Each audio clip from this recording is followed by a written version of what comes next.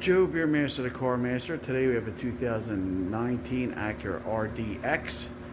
This is the same for multiple years. I'm going to show you how to get the tail lights out to either change the bulb or replace the assembly. I don't see an access in here to get to the bulb that way, so what you want to do is get this inside panel off this black one. Just pull that off. They're usually a little harder than that. Sometimes you gotta get a screwdriver in and pull it down. And then if you look here, there's 8mm bolts or a Phillips head. So we're gonna use the Phillips.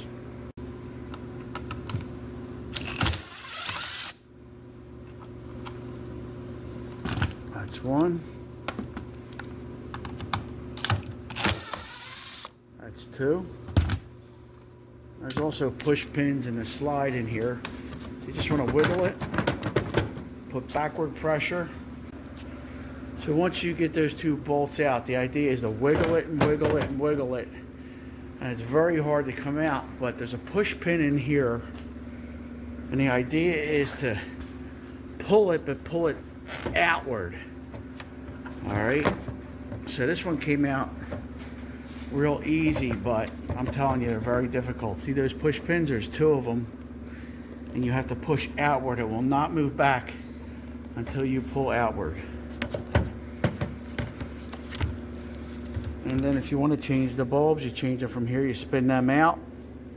If you want to change the assembly, you just disconnect the wire right there. You just press that little button there. You'll see a little spot under there too. And that'll disconnect the wire from the socket assembly. And that's how it's done.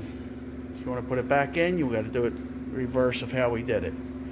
Joe Beermaster, thanks for watching. Please subscribe.